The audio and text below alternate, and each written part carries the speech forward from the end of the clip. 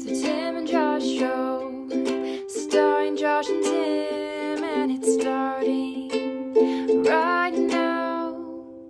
So some of you may know this, but back in 2002, VeggieTales had a live show on stage with a big inflatable VeggieTales costumes.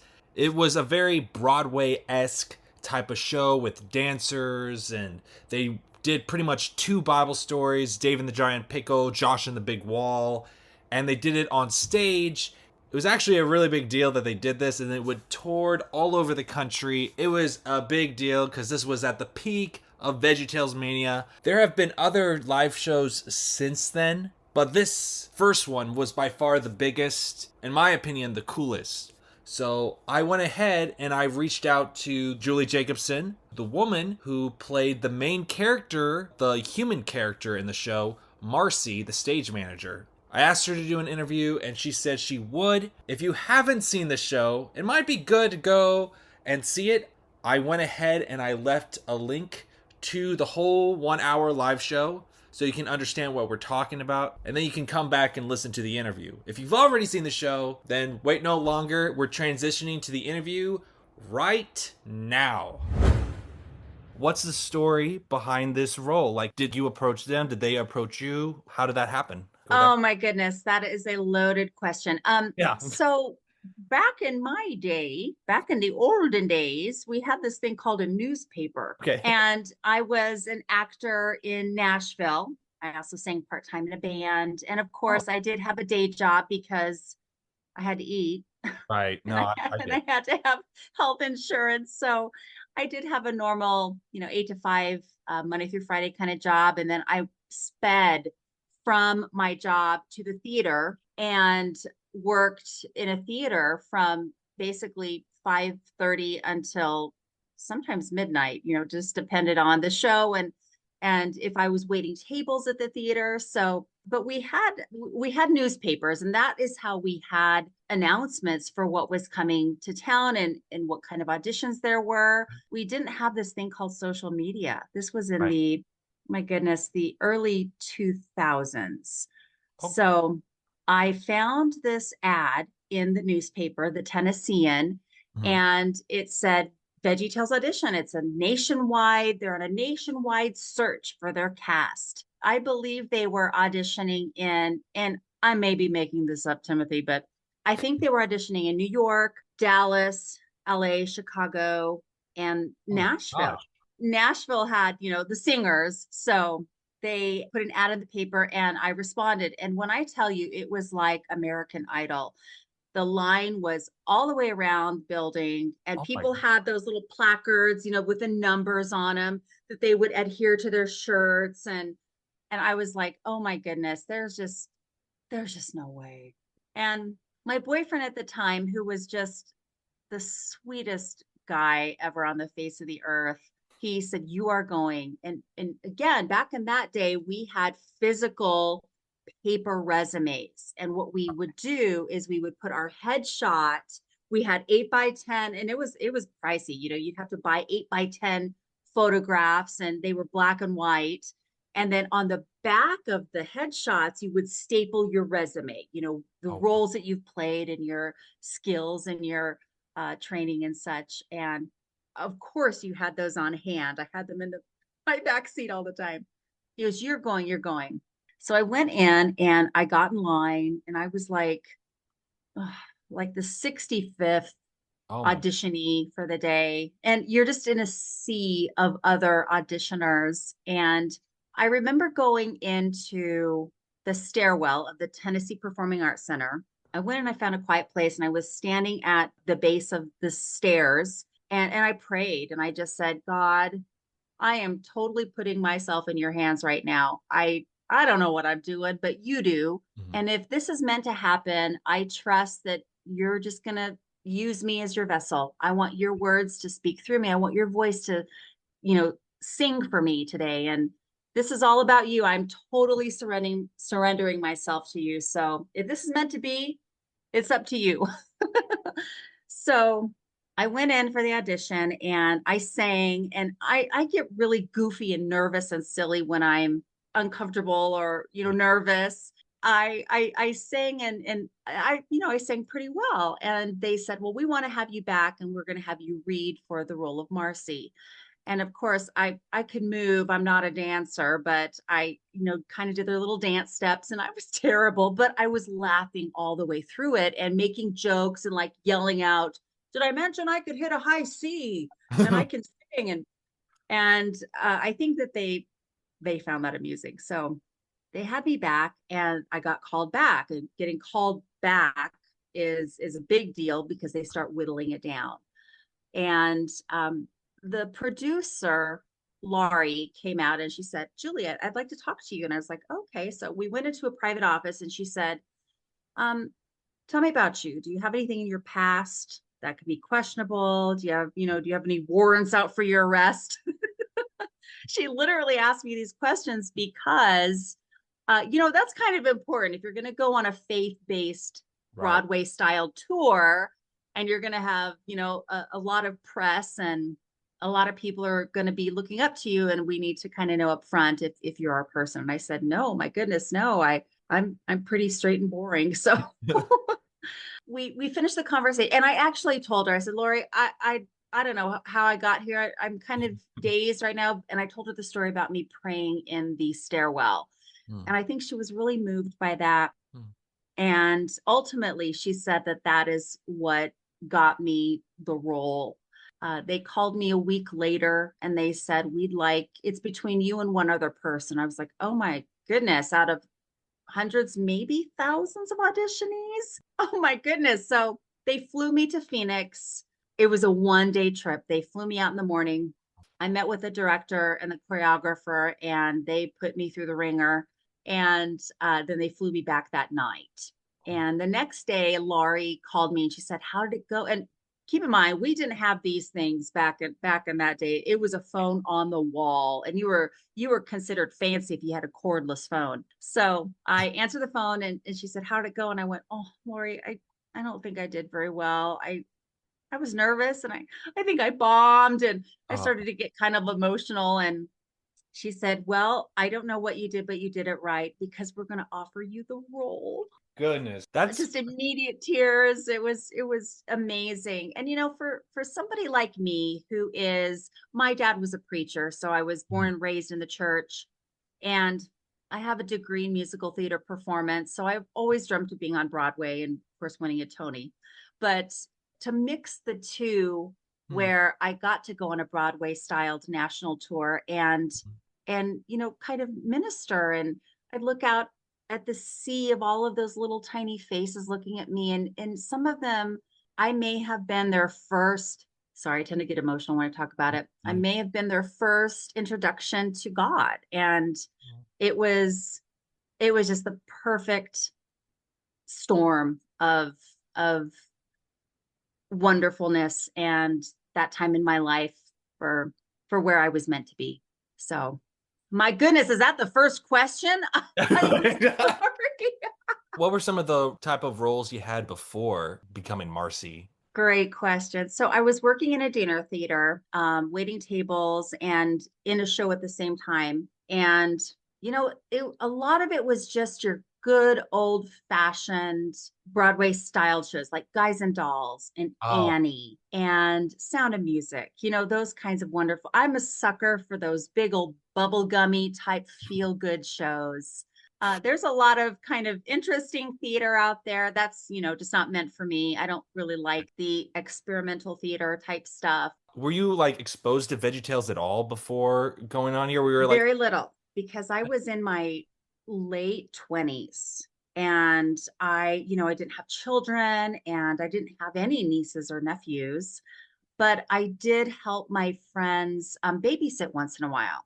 And VeggieTales, again, back in that day, we had VHS tapes. I love those. Yes, and that is how I was introduced. And I didn't know a whole lot about. I knew it was a big deal, and that if you were a parent of children, it was a big deal, but I didn't know a whole lot about it. So I just knew that there was a cucumber named Larry and a tomato named Bob. That was the extent of kind of what I knew.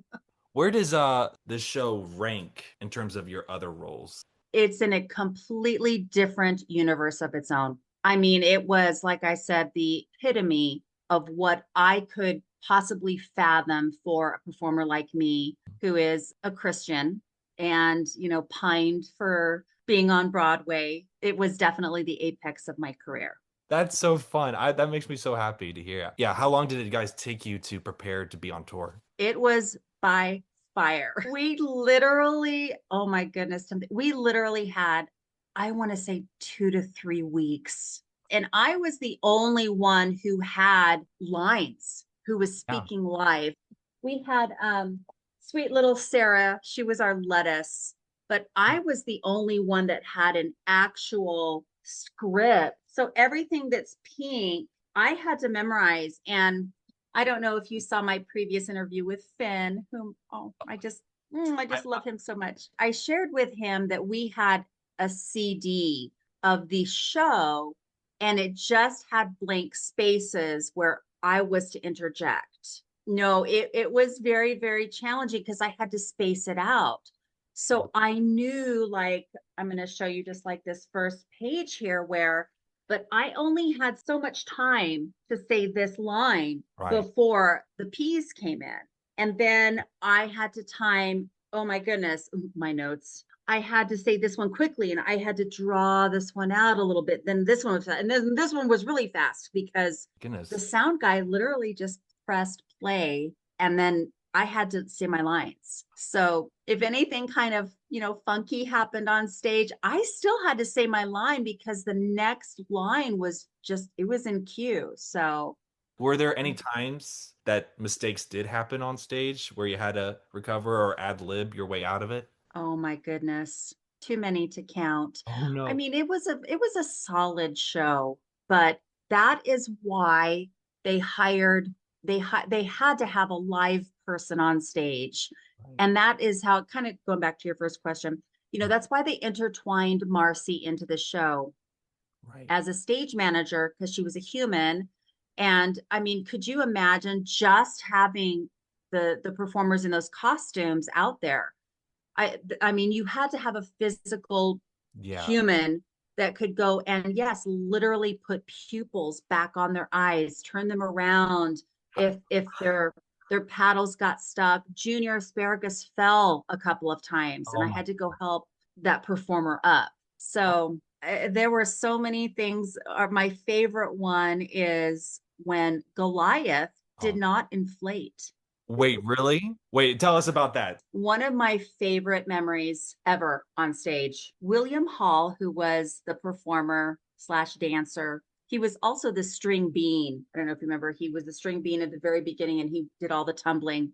He was the performer in Larry. So, the performers had to use one hand to maneuver the pupils, like they were looking around, and then the other hand was to maneuver the paddle. So when they were speaking, Man. so William was also Goliath. And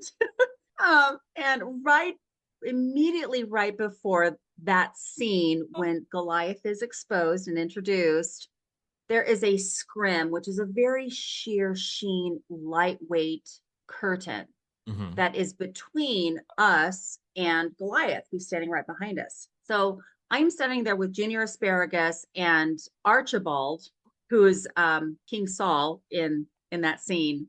And Goliath says, "Who dares?" Something, something, something. And we act scared. And that scrim goes up, and we turn around, and Goliath, that's when he's introduced. That was so wonderful hearing all the, you could hear just a sea of gasps across the audience. Oh man. Well, there was a song, and it was like, I'm big, and you're little. No, no, no. What was the song? Um, Oh, birthday. yeah. Little guys can do big things too. Is that what it was? No, Or is it a that reprise? that it was a different one. Okay. Oh my goodness. It may be Timothy. Sorry. No, It's yeah. been 20 some years. I can't remember. I remember while I'm singing, because I could still hear, I heard William going, Julie, oh no. He's behind the scrim screaming. Oh And my he's just God. like, oh my gosh, don't put up the curtain. And so after that song, I stopped the show. Oh my God. And And like all the techies are, kind of, well, of course, the costumer and the technicians backstage are feverishly working on Goliath and trying to get William up in this huge costume. Oh my goodness. And I stopped the show, and we had a string of silly songs for this exact reason. So I stopped the show, and I think I said something like, "Who's ready for a silly song?" And all the kids went, "Yeah." And I was like, "Junior, will you please exit stage right? Archibald, or excuse me, Your Highness, would you please exit following Junior?" And there were some other props on stage, and I had to go get those props off the stage because we had to bring in the projector to come down. And so, meanwhile, William is freaking out in the back. So, I can't imagine having a show without some kind of human character on there to do stuff like that. Right. And again, there were times where props would fall over and I would just go casually pick them up, but I still had to say my line in the cadence Oh. for the track. So it was challenging, but oh my goodness, it was so much fun. At any point, did you put on one of those vegetable costumes just to see what it was like? Or Oh, of course I did. what Of ones did you course I try? did. Well, the cauliflower. I mean, I got in them, but I didn't actually like go. I think I got into Larry one time just to kind of see, oh my goodness, you had to be ambidextrous and so coordinated, Oh my goodness. because when you're talking and your eyes are up in one way, the performers were just stellar in trying to, because when you're talking, you're looking around and they have the eyeballs going, but they had to keep talking. The sheep, I never got into a sheep, but I did wear the cauliflower one time, and I have some photos somewhere of us trying on each other's costumes, and I think it was towards the end of the run, and we just had a heyday doing it. Do you know what happened to those costumes? Do you know where they are now? I wish, and we had, as performers, VeggieTales treated us like royalty, Timothy. We were so well taken care of. Oh, And I've kind of heard from other performers who've been on Broadway tours, some things weren't as lavish as we had it. So we're very, very blessed that they took great care of us. Like they gave us embroidered and what's it called? Personalized robes. We had 4 shows on Saturday in every city, oh 4 shows back to back to back to back. my gosh. And so we couldn't really leave the theater because by the time you left, you had to come back for call. So we would just kind of lounge in our robes, and they were really good about having food for us and snacks, and of course tons of water. And we would just kind of sit around, and some would go read, some would go lie down for just a minute. But my whole point of sharing that story is that I forgot to take my robe, and I was like, oh my goodness, I want my robe. So I asked the costumer, Cynthia, who's still a very, very dear friend of mine. Oh, She went from VeggieTales to Vegas, and she went on to be a costumer for Celine Dion, Bette Midler, Shania Twain, Cher. oh dang. And every time I'm in Vegas, I'm like, so can you help a friend out? She always does. But she said, I think that those costumes and everything, props, everything, I think it's in a storage unit somewhere. Oh, So that's so unfortunate. Were those things heavy? Because I heard somewhere that they were like 50 pounds or something like that. the performers that wore the inflatable costumes, like Bob, Archibald, the Squashes, Paw Grape, and of course Larry, they had on battery packs that went around their waist. It looked just like, oh my goodness, it was like a corset of batteries. And those were extremely heavy. And so, because that's what powered, them blowing up the costumes. Right. So You already answered this question in part, but what was life like during the tour? yes, and again, we just had royal treatment. They Oh, flew us from city to city, where a mm, lot of tours bus, but we were flown, and we had really nice hotels. Mondays were always travel days. So, and sometimes those flights were at 5 a.m. And so we had to be out the door at 5 a.m. to catch like a 7 o'clock flight. And we had the best cast. We oh, had a wonderful camaraderie. It was a loving, loving group. mm, And we would get into our next city, usually Monday night or Monday afternoon, get into our hotel, get settled, and then we would have a little bit of time to go explore the city that we were in. And we loved doing that as a group. Yeah, we had a really tight-knit group, and I'm still just in love with everybody to this day. We're still, we still keep in touch and have a Facebook group for VeggieTales Tour. Did Phil Vischer and Mike Naraki ever come up and like talk to you? Oh, yes, yes. So the very final night of our rehearsal in Phoenix, we rehearsed in Phoenix. Mike Naraki and Phil Vischer came and they had a big party for us. Oh, So they had a big reception and it allowed us to introduce ourselves and meet them. And I got to talk to them a little bit because I was kind of the spokesperson for VeggieTales. Whenever we went to each city, I was the one doing the interviews. So I had a lot of time with the marketing department for Big Idea. They coached me on what to say, what not to say, what to avoid saying. And they're just lovely. They're one of my favorite things ever. I was just telling my son this. Mike Naraki would, when cell phones were just starting to come out and there were like the flip, the flip candy bar phones. He went around the cast and did our voicemail greeting. Hi, this is Larry, and you've reached Julie's cell phone, and she's just too busy right now. So oh my gosh, that's so that was iconic. If you had to be another role in the show that was not Marcy, who would you want it to be? oh, I wanted to be a dancer so badly. I loved the broccoli and the cauliflower and the carrot. They were just so beautiful and beautiful dancers, and they had to dance in those costumes. And goodness, I wish that I could just look as elegant and as beautiful as they did. And I think that's why I tried on the cauliflower hat because maybe I secretly wanted to be the cauliflower. How often does your family members and friends bring up the fact that you played Marcy? So we have a downstairs in our basement, we have kind of a family room.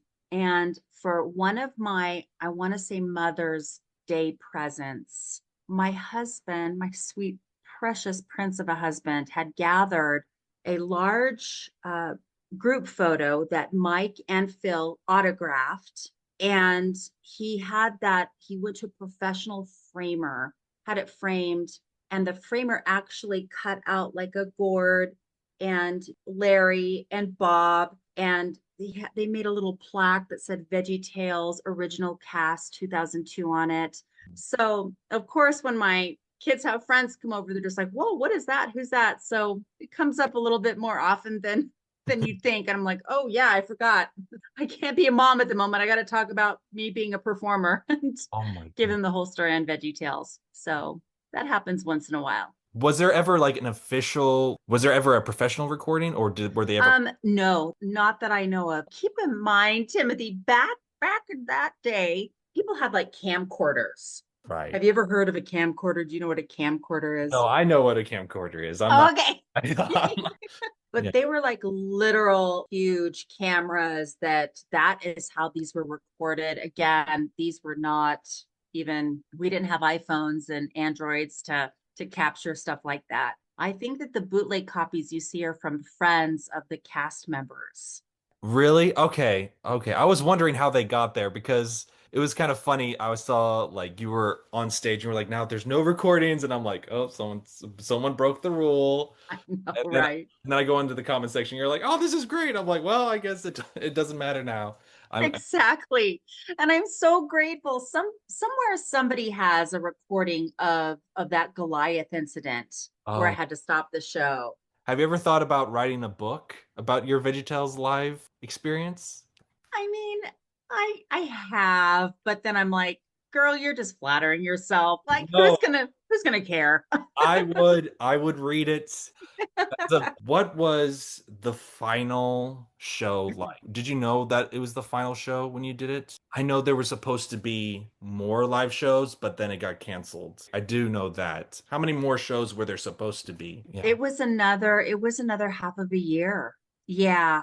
And the last show was very, very emotional. It Mm. was hard. I think I got choked up in the last song where I go, I introduce the last song.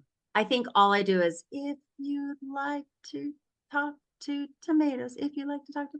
Yeah. And I remember getting choked up and going off stage, and just people were there just kind of hugging, and people were already crying. We were in the, in the finale crying. It was such a magical show. And we grew really close. Hmm. And just thinking that it had kind of ended abruptly and we weren't going to see each other again, it was kind of, I don't know how to explain, like the last day of school or the last day of camp, where you just get really, really close to people. And then you just know that it's never going to be the same. And we're all going to just go in our own separate directions. And, Yeah. just didn't really know about Facebook or other kinds of social media. I do have a list. When I was going through all of my documents, I pulled out this old Tupperware bin of all of the VeggieTales stuff I had. I came across this one page where we literally wrote our names, addresses, phone numbers, and email addresses. And then I wasn't the director, but maybe one of the admins just copied it time and time over again. And we all had each other. We would send each other cards, and we'd put our birthdays on there so people knew when our birthdays were. We could send birthday cards to each other. Oh. And then this thing called social media, Facebook, came out, and we just all just immediately were drawn to each other. What did life look like post VeggieTales Live? How long did it take to like, wow, yeah, I guess I'm not doing Marcy anymore. How long did that take? Well, I didn't have a whole lot of downtime. I want to say, Timothy, that the last show was on June 5th, and June 6th, I flew to Germany to be in another show Oh, wow. Okay. because I was a performer. That's how I put food on my table and paid my storage unit. What was the role in Germany? Oh my goodness, of course, yes. So I was in a tiny little town called Elspa, and it was part of an American music show in 2005, 2002. And I was one of three female performers, and they did kind of an American medley of music. It was, I don't want to say Disneyland or Opryland kind, but it was, we each had a solo. My solo was Shakira, my Latin background. And yes, I bleached my hair blonde before I went. Yeah, it was an American music show, and it was for the summer. I was there for 4 months there. Yeah. And then came back and dove right back into performing back in Nashville at my dinner theater again. Oh my goodness. So how long were you touring for VeggieTales Live? Was it 6 months? And like how many shows were in that 6 months? Oh my goodness. I think, and again, I'm old and I can't remember, but I think it was 9 shows a week, Timothy, 8 or 9 shows a week. If we had Tuesday, Wednesday, Thursday, Friday, 4 shows on Saturday, and then 1 or 2 on Sunday. Gosh, I can't remember. I can't remember if we started on Wednesday and if we had 2 shows on Sundays. It was pretty consistent, but yeah, it was a lot. Would you ever reprise your role as Marcy if for whatever reason Big Ideas found your group? In a heartbeat. Are you Oh, kidding? Oh my goodness. Now I can't guarantee my memory is as good as it was, but oh yeah, I just loved it so much. And we have been talking about doing a reunion in our Facebook group. We've been talking about wanting to get together and do a reunion, and oh my I God. don't know. As a viewer, what's your favorite scene from the show and what's your favorite song? Definitely when David swings the quote unquote stone in his head, and I would go and I would undo the flap on top of Junior Asparagus David's. He had this flap that had the stone in it. It was weighted so he could kind of go like this to spin it. But William, had an X on the stage where he had to position himself because when the stone fell from the rafters above, they had preset, it was like a sandbag that looked like a stone. It would fall on his head and it would make a dent on his head and then fall. The audience lost it. Oh. It was so funny just thinking of it. And then Goliath would kind of sway and kind of, stumble, and then he would fall over. When he fell over, just seeing this massive 11-foot cucumber fall, like we'd say, it's theater magic. And then probably my favorite song is "Because We're Going to the Promised Land." Oh. It was so chaotic. There was so much going on. I ran from one stage to the other. Sometimes a sheep would fall over and you have to pick it up. Then you had to put the pizza on the sheep. And Oh, then there was the cake at the end where the cake was coming in. And there were a couple of different variations of shows that I saw where, we had to tweak the show according to the size of the stage. So there were a couple of times we had to eliminate set pieces because it was just too big.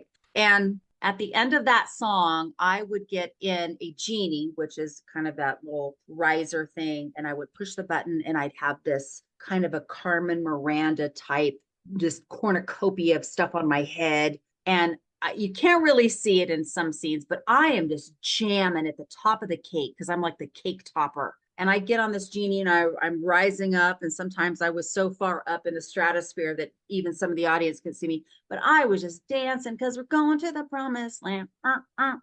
Going to the promised land. So much fun. well, what was it like listening to all those songs 9+ times a week? Did it drive you crazy at times? No, it No. never did. This was one show that I swear, Timothy, I could still be doing it to this day, over 20 years later. I Oh, loved it. It was the perfect amount of time. Each act was around 45 minutes. We were kind of catering to the youth, to kids. mhm. You can't have them sit through an entire Broadway styled show that's 2.5, 3 hours long. So it was the perfect amount of time. Of course, I loved the message. I loved being a part of that. Yeah. And it was so fun. It was fun. The saying, if you love what you do, you'll never work a day in your life. Epitome of this show. Epitome. As I mentioned before, we have a little bit of a bonus thing, and you can say no if you Ooh, want. are you kidding? Heck Okay. no. I am all in, honey. Oh, sweet. So on this show, we have a segment called Audio Ad Libs. And what this Oh my. segment does is that we're given an improv prompt and we ad lib our way through it until somebody says end scene. And then I in post go back and I add sound effects and I turn it into a like mini Adventures in Odyssey. Want to take a shot at it? I have a few potential prompts for you to choose from. Yes. Yes. So we have a salesman tries to sell a vacuum cleaner, but it doesn't work.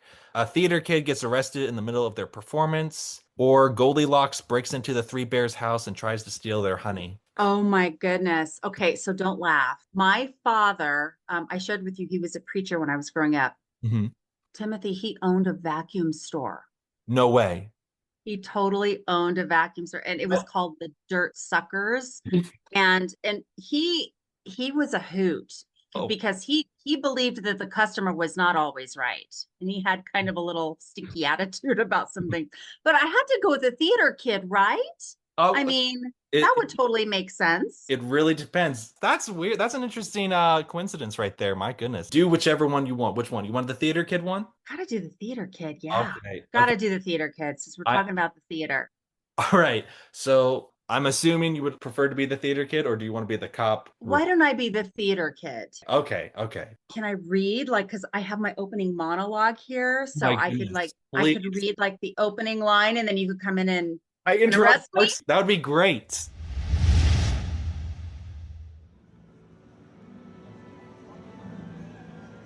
Hi everybody, my name is Marcy and I'm the stage manager here at the Avalon Theater in Grand Junction, Colorado.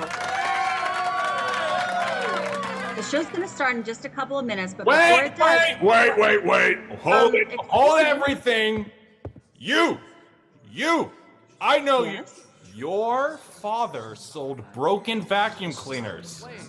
You are under arrest for smuggling illegal vacuums into the country and selling them for an outrageous price. They don't even work. Sir, I'm My sorry. I wife- am Marcy. I am the stage manager of this theater and this show, so you clearly have the wrong person. Oh, we're putting on the character. I know who you are, Julie.